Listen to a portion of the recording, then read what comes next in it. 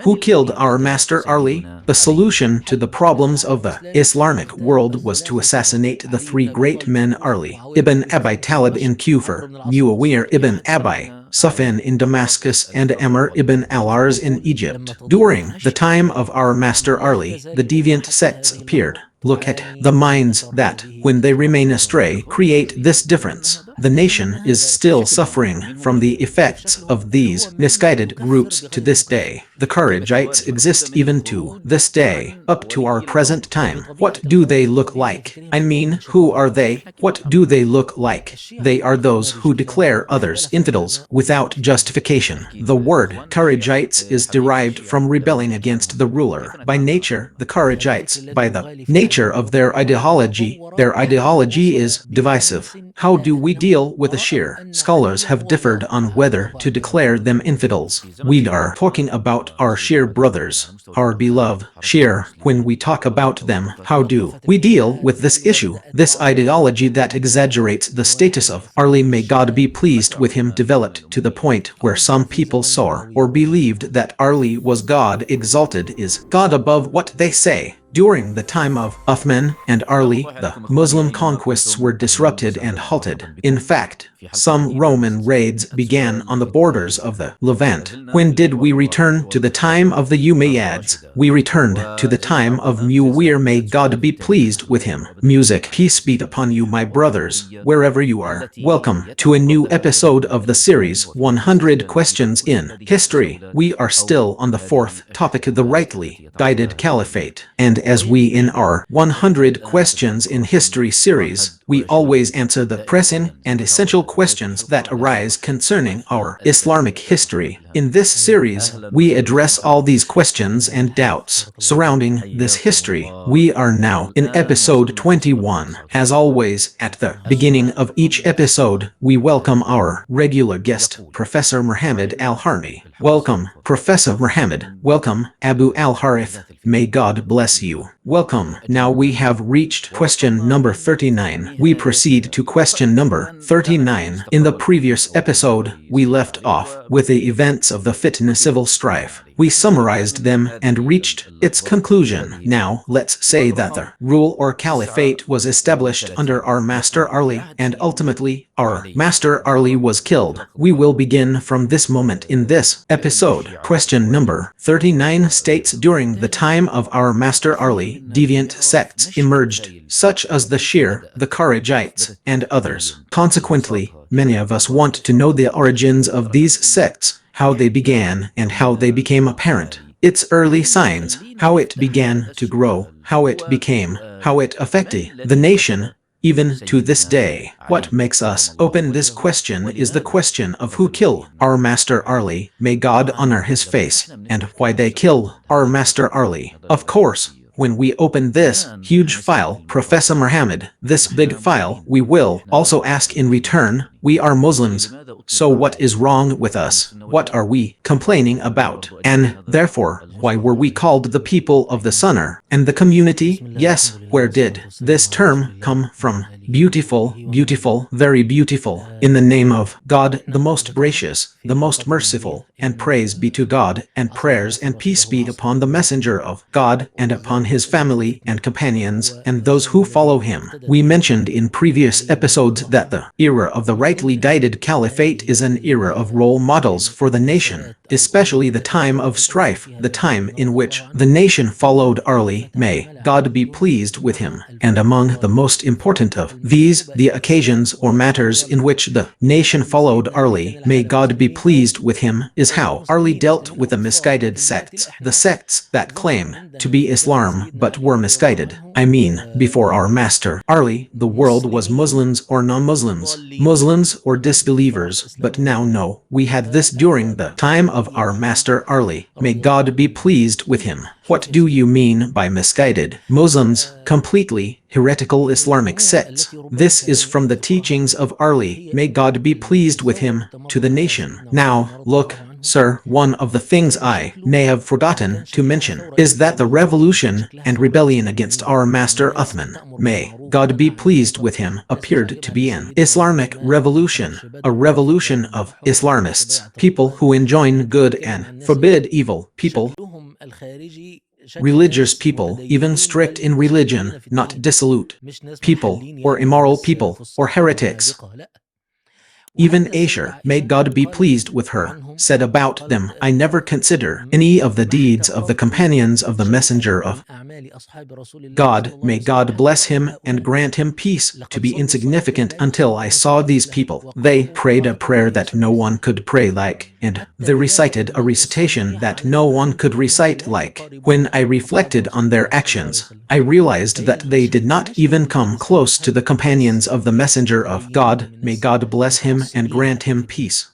The scene was ambiguous. It was a scene of people who were religious but fanatical, even in matters of religion. The deviation began with the exaggeration of the status of Ali, may God be pleased with him. We said that this seed was sown by Abdullah ibn Sarbar, who considered Ali the closest person to the Prophet after him, the seal of the successors. In an atmosphere of strife, wars, and disputes, this thought developed. This thought that exaggerated the status of Ali, may God be pleased with him, until some people saw Ali as God. Exalted is God above what they say.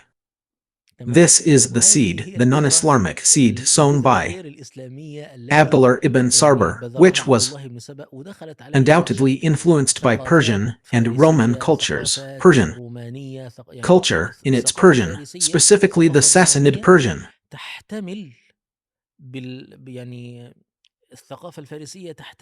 meaning the Sassanid king being of divine lineage and possessing noble blood, and Roman Christian culture, which allows for the idea that a revered and holy person could be God, as they say. Jesus, son of Mary, was mentioned in the time of Ali, may God be pleased with him. May God protect us from those who say that Ali is God. O merciful one, Ali heard this from them and said, Woe to you! I am but a human being, a servant of God. If I obey him, he will reward me. If I disobey him, he will punish me. Do not return to this. But they persisted in their statement, saying, Rather, you are our creator and provider. Our master Ali warned them for 3 days, but they persisted in their statement. So he had trenches dug in the ground and lit fires in them, giving them the choice between recanting their statement or being burned. They did not recant, so he burned them. Our master Abdullah ibn Abbas, when he heard this, was of course in agreement that they should be killed, but not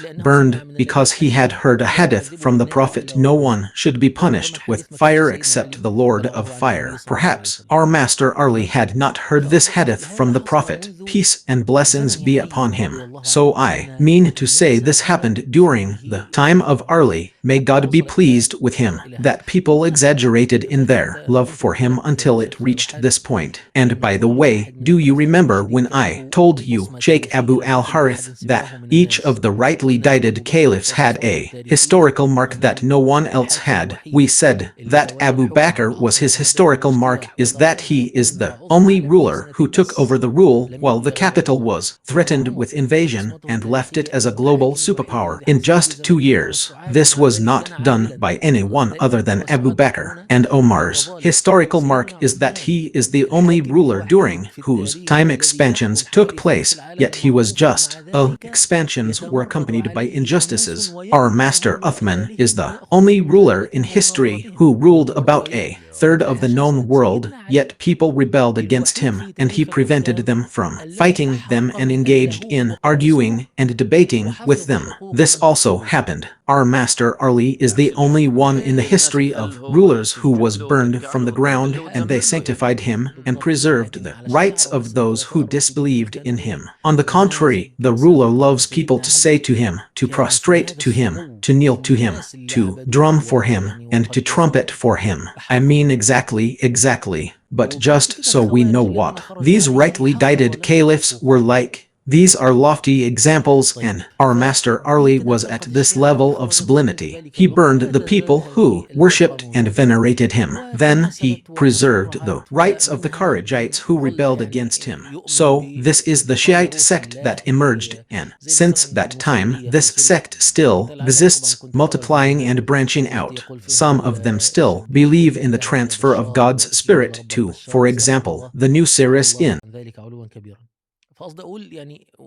verse. This thought was found. The second thought is that of the Kharijites, those who declared Uthman and Ali, may God be pleased with them both, to be infidels. These are the ones who started with our Master Ali in their rebellion against our Master Uthman. Then, when the arbitration took place and our Master Ali accepted it, they split from Ali. May God be pleased with him. They split from Ali and went and became aligned with a village called Harura in Iraq. That is why they are also called the Haruriyya. When they split and became aligned, they also developed ideas. This means they increase their accusations of disbelief against Ali. May God be pleased with him. These people split off and changed the balance of power during the 7-month period between the arbitration in Safar and Ramadan, which is the date of the meeting of the two arbitrators. What actually happened here? Our Master Ali, may God be pleased with him, wanted to debate them in the best way and invite them to the truth. He debated them repeatedly, and he also sent his cousin, the scholar of the nation and interpreter of the Quran, Abdullah ibn Abbas, to debate them in their own place. So, you could say that the essence of this group was the fanatical, extremist group who rebelled against Uthman and ended up splitting from Ali. May God be pleased with him. الخوارج دول أصلهم كلمة خوارج مأخوذة من الخروج عن ولي الأمر أو الشرعي. These Kharijites, the word Kharijites is derived from the word for rebellion, meaning rebellion against the legitimate ruler. The word legitimate is essential. If they rebelled with a plausible interpretation, or if they rebelled against an illegitimate ruler, they are called rebels. The first group of them was the one that rebelled against our Master Uthman. So, let's not get carried away. What did they become? A group with distinct intellectual characteristics. During the time of our Master Ali, they had a leader who was not from anywhere, but was led by someone named Abdullah ibn Warb al-Razabai. So, what happened now? For example, let's take our Master Ibn Abbas when he went to debate them. Our Master Ibn Abbas said, when he spoke to him about it, he said, I went to these people, so I put on my best clothes and went to them and said, I have come to you from the companions of the Messenger of God. May God bless him and grant him peace, upon whom the Quran was revealed, and none of them are among you. Look at the exaggeration. He portrays himself to people as being more knowledgeable and pious than the companion upon whom the Quran was revealed and whom the Messenger of God, may God bless him and grant him peace, raised. But first, they wanted to raise a superficial issue. They said to him, O Ibn Abbas, what is the meaning of the clothes you are wearing? This beautiful shirt you are wearing. He said, why do you object to me? When I saw the Messenger of God, may God bless him and grant him peace, wearing the best clothes, and God Almighty revealed the words, say, who has forbidden the adornment of God which he has produced for his servants, and the good lawful things of provision? They said, do not argue with the Quraysh, rather, they are a contentious people. Anyway, he said to them, come here and tell me, what is your objection to the cousin of the Messenger of God? May God bless him and grant him peace. They said, we object to him in 3 ways.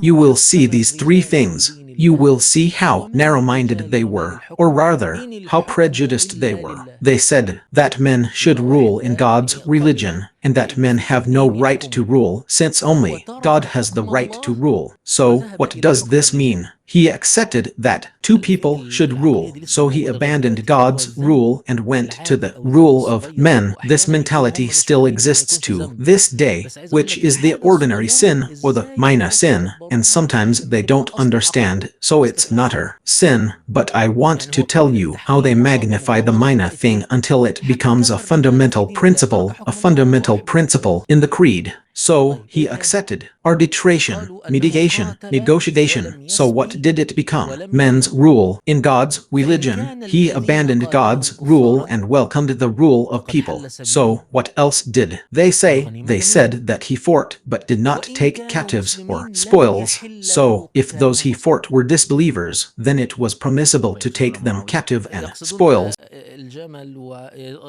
Asher and Al-Zubair, all the people. Yes, he is now a fighter, so what do they want to say? He abandoned the son of the messenger of God, Abu Bakr and Umar. If he fought, he did not take captives or spoils of war.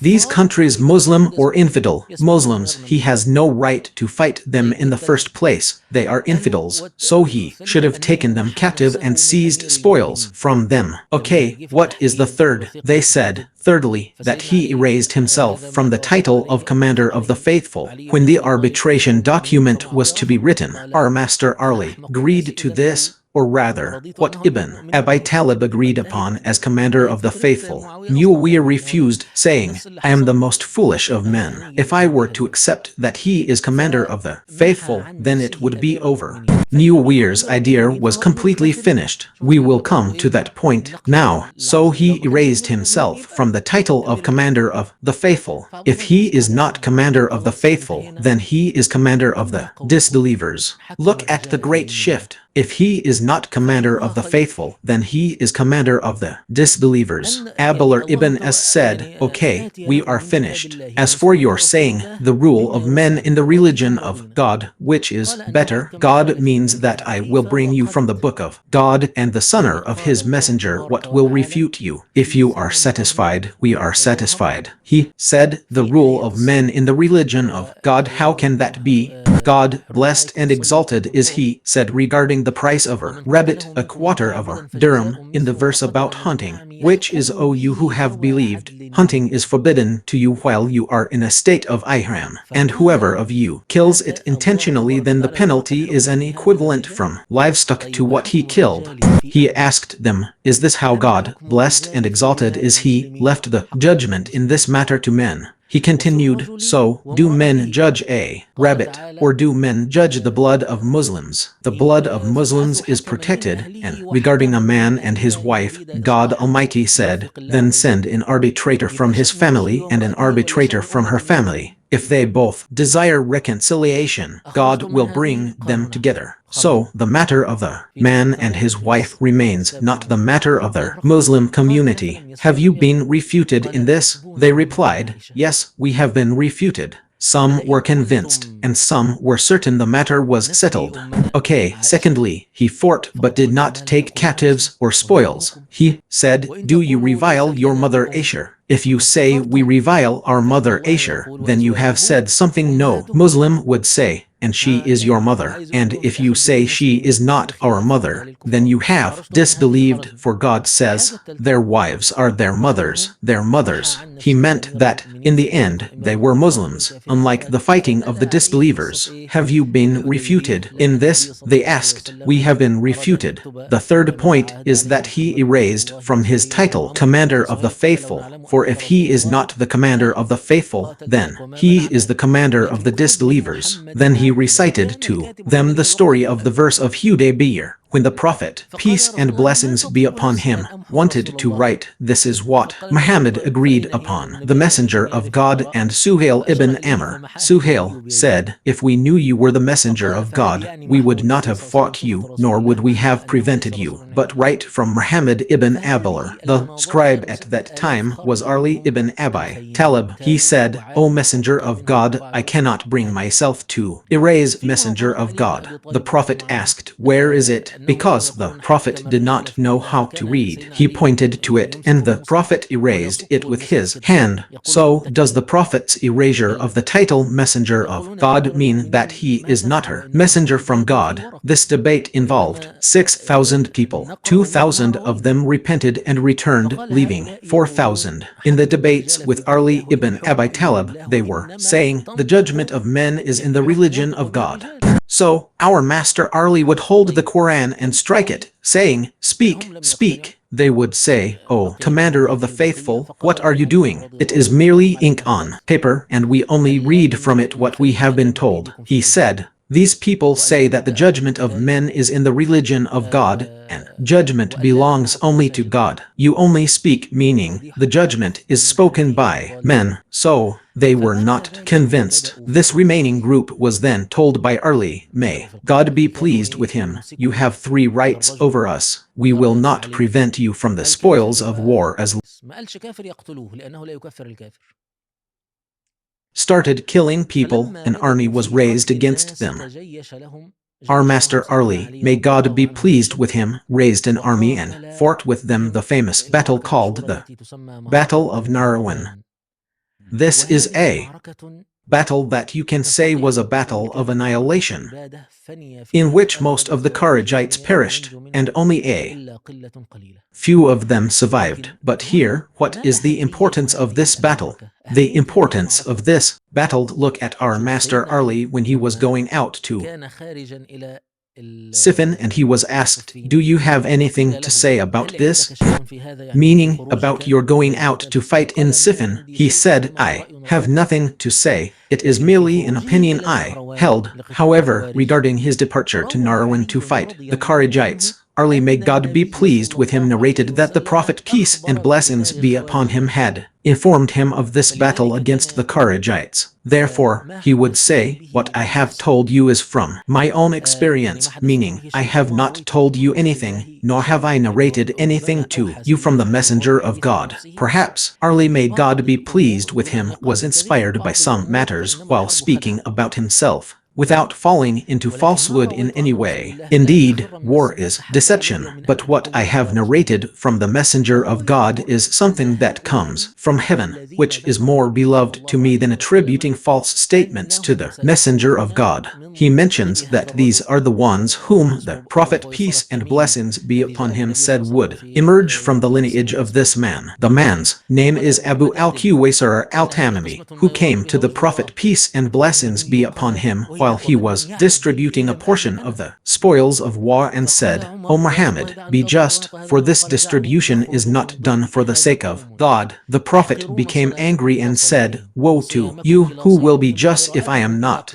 Umar said, O Messenger of God, let me strike down this statement. Let it be said that from the lineage of this man will emerge a people whose prayers you will consider insignificant compared to theirs, whose fasting you will consider insignificant compared to theirs, and whose recitation you will consider insignificant compared to theirs. To their reading, they pass through the arrow as they pass through religion, as an arrow passes through its target. If I were to catch them, I would kill them as the people of Ad were killed. And the Prophet mentioned in another hadith, and the one among them is a man whose arm is like a piece of milk that flows, meaning a man with one arm and the other arm is like a breast. That is why he was called the one with a breast. Or he said, like a piece of milk that flows, and it has a nipple and white hairs on it. Look at this precision. And the Prophet, peace and blessings be upon him, said, the one of the two groups closest to the truth will kill them. So Ali was hopeful that he would be the one who would kill these Kharijites. So when the battle intensified and they defeated and annihilated them, Ali was eager to find this man, the one with a breast. So he would say, search for a man with this description. They would say, we haven't found him, we haven't found him.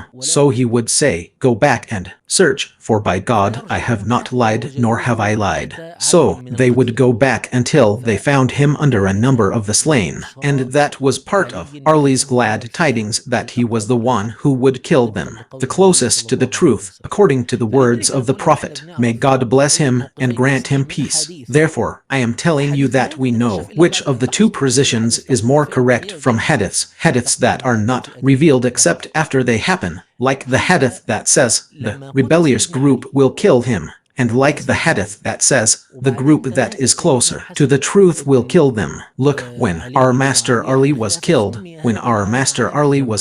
and then our Master Al-Hasan ibn Ali gave up the caliphate to Muawiyah. This year was called the Year of Unity. Look, this is the moment that described what it means to divide people and classify people. Those who rejoiced in this gathering are the Sunnis, and those who rejected this gathering are either Shiites or Kharijites. This is the beginning of the emergence of the term. Well, these Kharijites did not end, but how did their minds lead them? Their minds led them to devise a grand conspiracy. What was the solution to the problems of the Islamic world? The solution was to assassinate the three great figures: Ali ibn Abi Talib in Kufr, Muawiyah ibn Abi Sufyan in Damascus, and Amr ibn al-As in Cairo.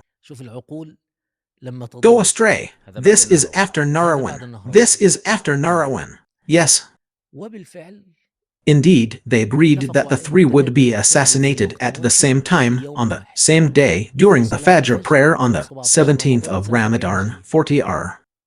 That was a plan. The plan was for the three to be assassinated on the same day. Yes, so they sent out one named Abd al-Rahman ibn Muljam, whose mission was to kill Ali, one named al-Barak, or al-Barak ibn Abdullah al-Tamimi, whose mission was to assassinate Muawiyah, and one named Amr ibn Bakr al-Tamimi, whose mission was to assassinate Amr ibn al-As. Indeed, each of them went at dawn on the 17th of Ramadan, 40R, to carry out the operation. Abd al-Rahman ibn Muljam succeeded in killing Ali, may God be pleased with him, by striking him on the head with a sword during prayer. In the morning, at the Kufr mosque, there is no power nor strength except with God. Al-Barak bin Abdullah struck Muawiyah, inflicting an injury that did not kill him, but Muawiyah remained for months unable to move or pray. But Amr bin al-As did not kill him in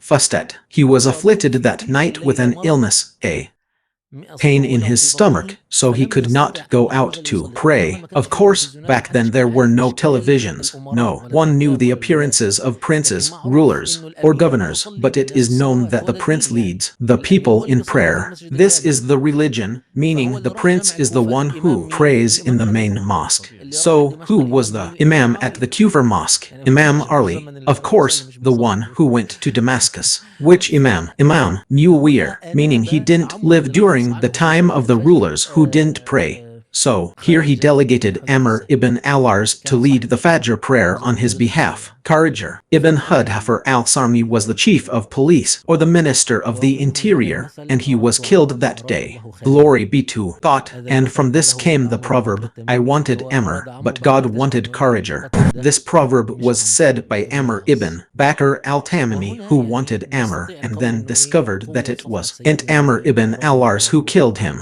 And here we can say that the page of our Master Ali, may God be pleased with him, was strengthened, and the nation still suffers to this day from the effects of these misguided groups, whether Shiites or Kharijites. The Kharijites exist even to this day. I mean, what do they look like? I mean, the Islamic State organization. No, look at what they look like. They declare someone an infidel without justification. This is their most obvious sign. They are quick to declare others infidels. This is their most obvious sign. Yes, So, these are the predecessors of the Kharijites, the earliest ones. I mean, the Kharijite groups that appeared later, which are the Muhakimr, the Azrakar, the Safariyar, the Thalibrids. Not a shame, there are many, they spread even to the Maghreb, they reached there. It's true, it's the nature of the Kharijites, the nature of their ideology. Their ideology is divisive. You know, as long as you readily resort to takfir, declaring someone an apostate,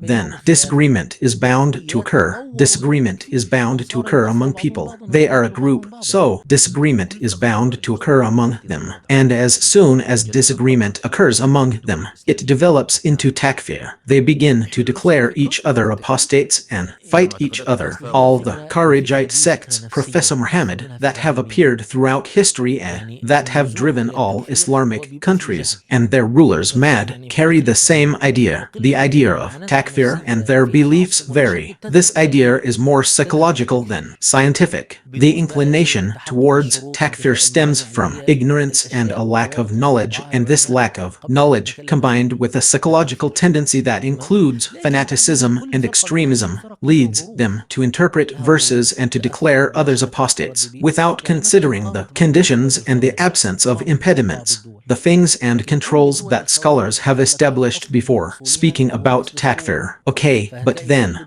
each of these groups has its own circumstances, influenced by its origins and environment. For example, some Kharijite states arose, but all Kharijite states abandoned one of their fundamental principles, namely, the principle of consultation. Sure, you'll find that all the Kharijite states that arose had hereditary succession. Ultimately, social conditions pressured them and forced them to abandon some Abbasids. Yes, that's the general picture. Now, the Shir, Professor Muhammad,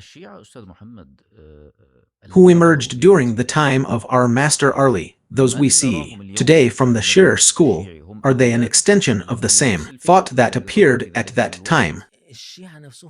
Or did the Shir themselves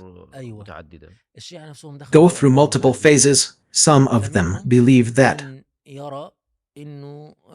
Ali was more deserving of the caliphate than Abu Bakr and Umar, but Abu Bakr, Umar, and Uthman erred when they preceded Ali. However, this matter was accepted by Ali, and therefore it doesn't mean that. This doesn't invalidate them. It was a mistake on their part, but it doesn't invalidate their true emergence. Their emergence was during the time of our Master Ali, not during the time of our Master Abu Bakr, nor during the time of our Master Uthman. No, not during the time of Abu Bakr when he assumed leadership, because there was a dispute between Abu Bakr and Ali. No, there was no dispute among the Muslims at all about who was more deserving of the caliphate. The dispute arose during the time of Uthman, may God be pleased with him. But this dispute didn't occur during the time of Abu Bakr. What happened between Abu Bakr and Ali, may God be pleased with him, were procedural matters, such as, you seized power from us, we weren't present at the consultation, but we don't deny the merit of Abu Bakr. Our Master Ali, may God be pleased with him, himself said, if anyone is brought to me who prefers me over Abu Bakr and Umar, I will punish him with a punishment for slander. So, if there was no dispute, it didn't occur during the time of our Master Uthman. This idea began and progressed to the following, at the very least, and those who are called Zaydis, at the very least, are the ones who said that it happened. The companions erred in preceding Ali in the matter of the caliphate, but Ali was more deserving. However, since Ali was conceding, meaning he did not rebel, did not incite rebellion, and did not call for or mobilize rebellion against them, this is considered an acceptable or forgivable mistake, but it is still a mistake. These people are called Zaydis, and you have a whole spectrum of sects, all of which ultimately trace their their allegiance to Ali, claiming that the Spirit of God was embodied in him. Between them are many sects, and many groups have branched out. The Shia, for example, have splintered into many factions, some of whom even accuse each other of disbelief. Yes, indeed. So, have any other deviant sects emerged besides the Kharijites and the Shia? In our Islamic world, of course, there have been. You see, in any nation, ideas emerge and multiply, but my point is, when we talk about the era of the rightly guided caliphs, the deviant sects that appeared during that era were these two, the Shia and the Kharijites. Yes, we are talking about the period of the rightly guided caliphs. Professor Muhammad, we are the ones to whom the Prophet, peace and blessings be upon him, was sent, and our name is Muslims. Yes, we are the community of Muslims. So, why is it that today in our time, we say that we are the people of the Sunnah and the community? We say this to distinguish ourselves from whom? From the Shiites and the Kharijites. Yes, from the Shiites and the Kharijites. Okay, this is the people of the Sunnah and the community. When did this term appear? Was it during the time of the Prophet or later? As I told you, it appeared in the year 41 AH when al-Hasan ibn Ali abdicated in favor of Muawiyah. So the year 41 AH was called the year of the community. Those who rejoiced in this and approved of it are the people of the Sunnah and the community. Those who did not approve of this action are the Shiites and the Kharijites. So this is the beginning of the term's appearance, from the year of the community. Okay, and of course, because the people of the Sunnah permit the people of the Sunnah see everyone as a mujtahid, one who strives to reach a consensus, who is excused, and they see that Muawiyah was also worthy of the caliphate. If he was not worthy, al-Hasan ibn Ali would not have abdicated in his favor, and they see the permissibility of a less qualified person assuming a position of authority in the presence of a more qualified person due to certain circumstances. Even if Muawiyah assumed leadership during a time when there were those better than him, like Sa'd ibn Abi Waqqas, it is permissible. The unity of the conquests stopped. The Muslims had reached as far west as Tunisia, as far east as Afghanistan, as far south as Nubia, and as far north as the Caucasus. During this period, when Muslims were preoccupied with fighting each other, the conquests stopped, and some even began the Roman raids on the border regions of the Levant and on some of the islands that the Muslims conquered, and the rebellion of some of the countries in Persia, some of the countries in Khorasan, which is the eastern part of northeastern Iran, southwest of Afghanistan.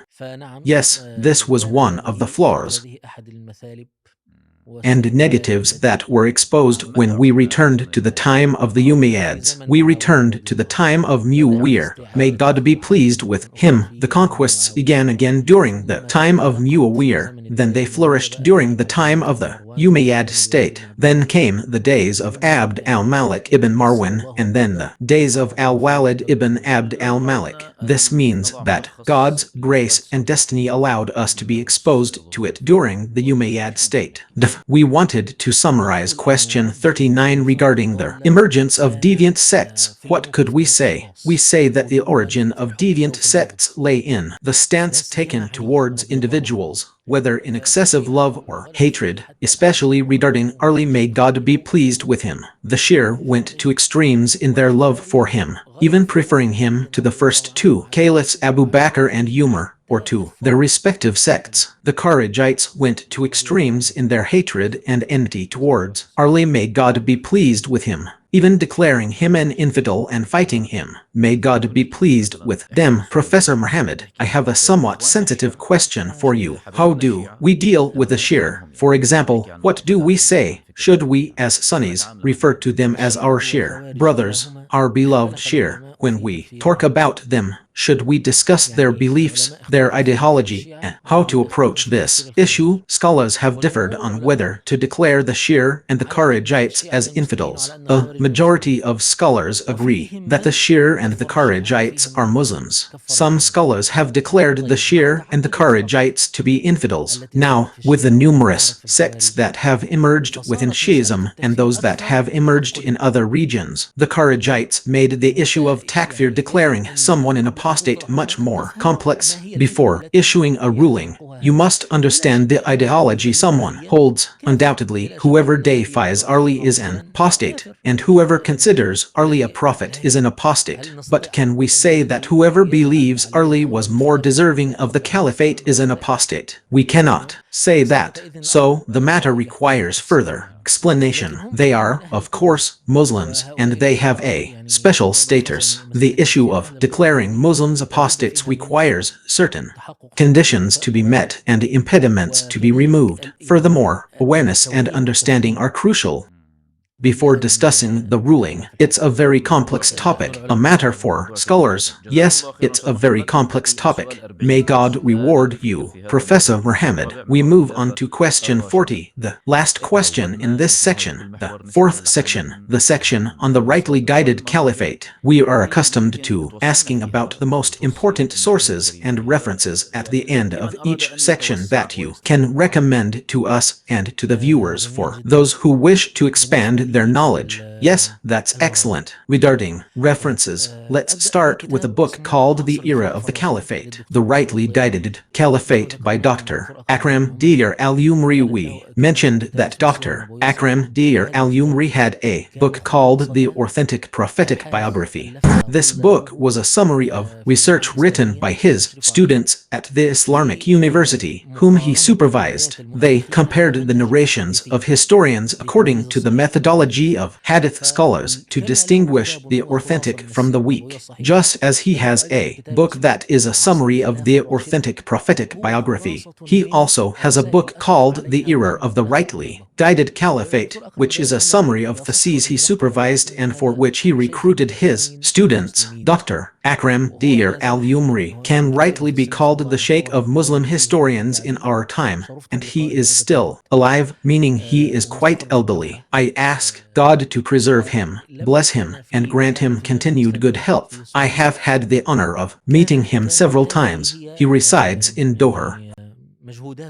Great efforts, and these two books are the crown jewels of his work, to the authentic prophetic biography and the era of the rightly guided caliphate. This book is an objective work, meaning it discusses the political system, discusses the economic system, and the fitna civil strife, not gradually. Yes, well, this book I must mention the books that follow it because these are extremely important books. It's the book The Caliphate of Abu Bakr al-Siddiq by Abul Aziz al-Muqbil. The idea behind these books is that the researcher gathers all the narrations related to the topic and analyzes them hadith-wise, dividing them into authentic, weak, and good. He then takes the good and authentic narrations and builds his account of this period upon them. So, the book has one part that tells the story of the caliphate, and the second part, which is always the larger part, is the analysis of the narrations. Therefore, Abul Aziz al-Muqbil's book is about the Caliphate of Abu Bakr al-Siddiq. There's also a book by Abul Salam Musan al-Isr on the financial aspects of the Caliphate of Umar ibn al-Khattab, a large book, and a book by Muhammad ibn Ali al-Waji about the Caliphate of Uthman ibn Affan. Then we enter the fitna. There's also a book by Sheikh Dr. Muhammad Abdullah al-Gabin, called The Fitna of the Killing of Uthman and the Caliphate of Ali ibn Abi Talib by Dr. Abdul Hamid Faki.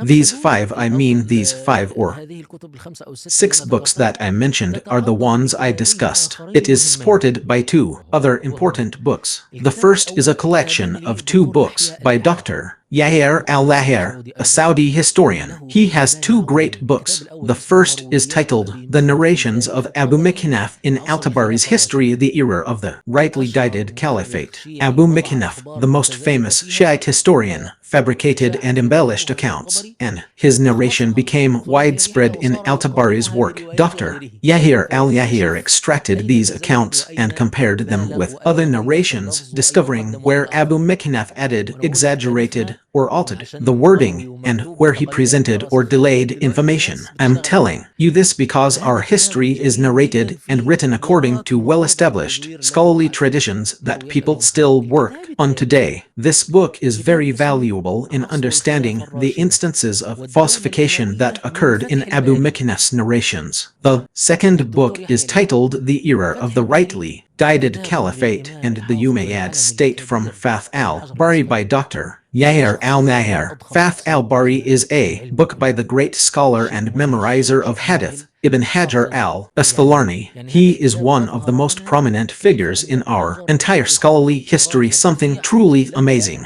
This book shows us how Ibn Hajar was a historian of the highest caliber, were it not for the fact that he was overshadowed by he was knowledgeable in hadith and fiqh. He was, of course, the chief justice and a jurist of the Shafi school of thought. He also wrote a history, Al-Durar al-Kamina fi Ayam al-Mumtahana, the hidden pearls in the days of the 8th Caliphate, and others. However, the meticulous and insightful spirit is evident in this book, which Dr. Yahya extracted. It is very important to have the book The Rightly Guided Caliphate and the Umayyad State from Fath al-Bari. So, that's the book that classifies authentic and weak hadiths. Now, let's look at other important books, such as the collection of Dr. Ali al-Salarbi. Dr. Ali al-Salarbi has 5 books: Abu Bakr, Umar, Uthman, Ali, and Al-Hasan ibn Ali. I mentioned before that Dr. Ali al-Salarbi is distinguished in his comprehensive compilation, meaning his sources are numerous, and the subject matter is one that Muslim scholars have written about. Al-Salarbi's book is a distillation of the essence of the subject, just as his book on the Prophet's biography was a summary of what Muslims had written on the Prophet's life. These writings of his are a summary of what wise Muslim scholars and researchers had written about the rightly guided caliphate before him. That's great. So, these are 5 books. Then, for example, there is a collection of books. I would like people to read a series on the strategy of the Islamic conquests written by the military historian, Professor Ahmed Adel Kamel. May God have mercy on him. Ahmed Adel Kamel was originally a member of the Muslim Brotherhood and belonged to their military wing during the time of Hassan al-Banna. He was later expelled. Road to Damascus, which is the conquest of the Levant. 3 books on the Persian conquests: The Road to Ctesiphon, The Fall of Ctesiphon, and the End of the Sasanian Empire, and Nahevand, The Conquest of Conquests. Then he wrote a 5th book called The Islamic Conquest of Egypt. He compiled the essence of these books into a book called The Atlas of the Islamic Conquests, which is all based on maps. He also added the Ottoman conquests. Yes, it is one of the most beautiful atlases. Yes, and the research on this is unparalleled. There are also 4 books that focused on authenticity by Musa bin Rashid. Al-Azmi, Bakr, Umar, Uthman, and Ali were good people during the time of the Fitna civil strife. I recommend a book called Sahih Akbar Sifin War Narawan War Amal al-Jamar, The Authentic Accounts of Sifin, Narawan, in the Year of the Community, by a Saudi researcher named Fawaz bin Farhan al-Shamri. Dr. Fawaz bin Farhan al-Shamri's book is remarkable. He delved deeply into the sources and narrations, and with his expertise and knowledge of hadith, he extracted and analyzed the narrations, resulting in 2 volumes: Sahih Akbar Sifin War Narawan War Amal al-Jamar. Dr. Khalid al-Gaith preceded him with his book Istishad Uthman War Wakat al-Jamal fi Tariq al-Tabari, The Martyrdom of Uthman and the Battle of the Camel. In al-Tabari's history, comparing the narrations of Abu Mikhnaf with others. This is for anyone who wants to discuss or study the fitna. You know al-Tabari, our book, our great historical source. Dr. Muhammad bin Tahir al-Barzandi, a contemporary scholar, exerted effort in classifying al-Tabari's work into authentic and weak narrations. He took the authentic narrations and published them in a section called Sahih Tariq al-Tabari, the authentic history of al-Tabari, and the weak and unspoken narrations in al-Daif war al-Maskutu and Hufai Tariq al-Tabari, the weak and unspoken narrations in al-Tabari's history. The volume on the rightly guided caliphate in Sahih Tariq al-Tabari is a source that can be consulted because he concluded what extract the correct information from al-Tabari's history. What else can be said about books? Why, Professor Muhammad, some people I do and know who I heard exactly, they say that we can't consider al-Tabari a source because he just collected everything and didn't weigh the evidence. Is that true? Because al-Tabari's work was considered archival work. He gathered the narrations that were circulating in his time and said that he attributed each narration to its narrators. So he completed the task of collecting the existing narrations. It's an archival work. Then the reader comes to al-Tabari's history and should be familiar with these figures in order to weigh the narration. So he preserved the narration for us. But when do we consider the book in our hands a history book and that's it? This is a source and we refer to it. So if al-Tabari isn't a history book, then it's a history book. But in this sense, you can't go into the archives and ask, why did the archives bring up the letter from the Christian king? Or why did the archives bring up the letter from the king? The Jew, that's what the archive did to collect the narrative, the news. If it's a huge library, a huge archive with books inside, that's exactly what I mean. For example, if we want to compare it, yes, it's him. I have two questions related to the sources, but after you finish the sources, if anything else is needed, that's fine. Anyway, that's what comes to mind. Now, okay, good. Professor Muhammad, I have two questions before we finish. Question 40. Oh, excuse me, forgive me. I am just pointing out something. In the matter of authentic and weak hadiths, we use the investigations that have recently been published on the primary sources. I mean, in our time, we consider that Islamic history has gone through three major stages of investigation and preference. Of course, Islamic history has always been like this. But for example, the great hadith scholars, Bukhari, Muslim, Tirmidhi, Nasai, and Ahmad ibn Hanbal, these people created a stage where they distinguished between authentic and weak hadiths. In a second stage, this was in the 8th century, whose pioneers and people were Ibn Taymiyyah, Ibn al-Qayyim, Ibn Hajar, Ibn Kathir, al-Daharbi. These people delved into this period and wrote books about it, such as Ibn Taymiyyah's Minhaj of scrutiny and criticism of the narrations found in history books. The third stage, you could say, is the modern stage. In this modern stage, you have Ahmad Shakir and Shaib al-Arnaut when they edited Musnad Ahmad, which is full of historical narrations. The same applies to what al-Barni did with the books of Sunnah, or with authentication and weakening. These also contain books with historical narrations. All of this is based on historical narrations. After that, there was what Dr. Akram al-Umari did, as we said, with the early books, such as Ibn Sard's *Tabakat*.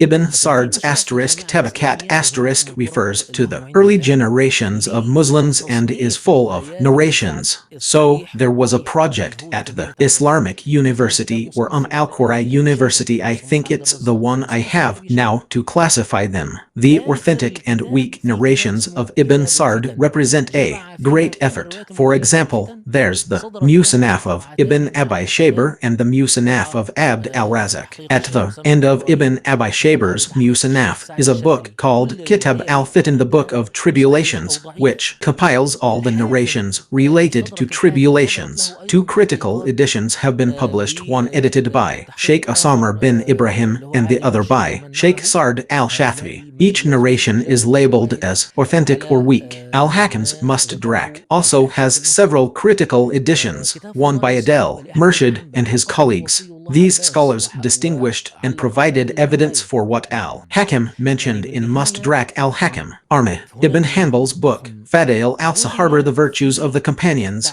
was edited by Wasi al-Abers, who commented on each narration. In short, a huge effort was made to comment on the source books to distinguish between authentic and weak narrations. A great history is not considered a history book, it's a book about men. Remember when we were discussing the history of civilization and said that Muslims were concerned with documentation, not with explanation and analysis, the interpretation, and one of the results of their interest in documentation is that they wrote medical books called history, but whoever looks at them does not see them as history, they see men. For example, whoever says the history of Nishapur, this does not find the history of Nishapur, but rather the scholars who lived in Nishapur. Okay, so there are the great history and the small history and others. There is a difference between the source and the reference. The source, of course, this is an academic difference and sometimes there is disagreement about it, but by source they mean the old source, which is the first thing that was narrated, and the narration, the reference, may be the modern book that was investigated, edited and revised, so it went back to the source. Yes, and it became a reference, but the source is the first to mention the narration, meaning the source that even the reference relied on. Okay, I was talking a little while ago. I have two small questions. They are really small.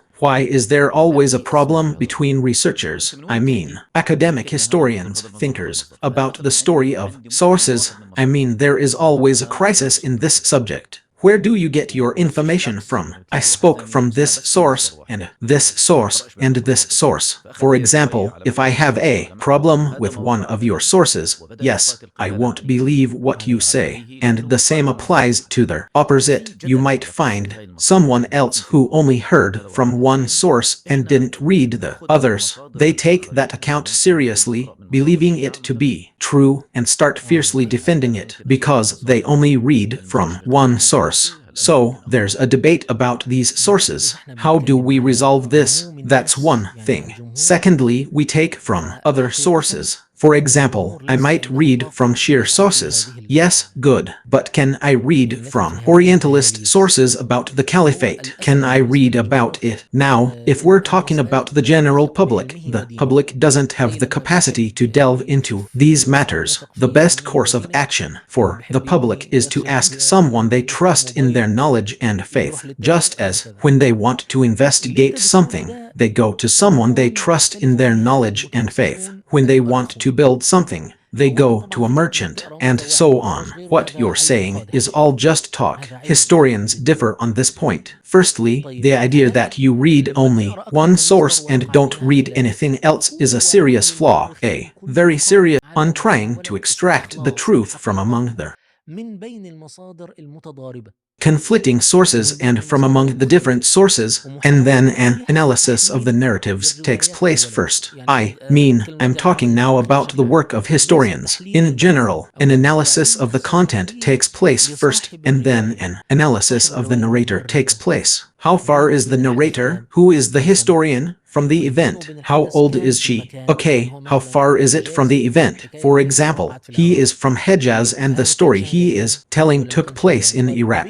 So, was he an eyewitness or not? Okay, what is the distance between him and the event in terms of buyers? So, is he a Sunni who narrates about the Shiites, a Sunni who talks about a hadith that occurred among the Shiites, or a Shiite who talks about a hadith that occurred among the Sunnis, or among the Kharijites, or among others? What is his intellectual position? What is his intellectual bias? All of this leads to signs that affect his narrations. So, when you find someone known for honesty, how do we know that he is honest? Either his contemporaries testify to his honesty, or his narrations are proven. We find that his narration is one that others agree with, even those who disagree with him in terms of location or intellectual bias. So we know that the narration is true, that this man is honest and impartial in his transmission, because the truth is agreed upon and narrations agree upon it. Or we know that this man is good in one thing and bad in another. For example, someone who is close to the sultan and was biased towards him. We don't take much from him because of his closeness to the sultan, but we take the rest from him. So, there is an analysis of the content first, and then an analysis of the historian, his place, his time, and his biases, which include his interests and his fears. This is a long task that only someone who has devoted himself to this matter can do. So, is it permissible to take from the Shiites? I want to tell you that you must take from the Shia. You must take from any eyewitness, even from non-Muslims. You try to gather everything narrated about the event and then compare everything narrated about it with each other. There's nothing wrong with me writing history. Now, if the scholars who transmitted the hadith of the Prophet, peace and blessings be upon him, even transmitted from the Shia and the Kharijites, provided that the narrator was truthful, meaning as long as he was truthful, then it's permissible to transmit from him. Then you will find that al-Bukhari transmitted from the Shia and from the Kharijites, as long as the narrator met his criteria. Therefore, when it comes to history, you cannot do without a reference like al-Yaqurbi's asterisk Tariq al-Yaqurb asterisk. You cannot do without a reference like al-Masudi's asterisk Nuraj al-Dhahab asterisk, which contains Shia views. You cannot do without even the specialized Shia books written by prominent Shia figures. For example, you cannot do without all of this. It adds other perspectives, other angles, and other information. Even if it doesn't add anything new, you understand the spirit of the age from it. So there is no book without benefit. But after so, when you come to narrate a story after consulting many sources, you give each account its due weight. For example, if we're talking about an incident that happened in Egypt or the Hijaz, let's say an incident that happened in Egypt, the Egyptian historian is certainly given precedence over others because he was close to the place and time. Similarly, an eyewitness is given precedence over others, and someone known for their honesty is given precedence. So, at that point, you have a weight for each source, determining which is more reliable. But this is work that institutions, specialized think tanks, are responsible for. Yes, Professor Muhammad, that's how we answer question 40. And with our answer to question 40, we have finished the fourth topic in this blessed series. Yes, and now we will move on to the fifth topic, which is the Umayyad state. We have prepared some questions, and may God help you answer them, God willing. My brothers, wherever you are, don't forget to share this good information everywhere and share it with all your friends and loved ones so that the benefit may be widespread. God willing, may God reward you. Professor Muhammad, welcome, my brothers, wherever you are. May you remain in God's care until we meet again to watch more programs about Islamic history and to learn about its events, victories, defeats,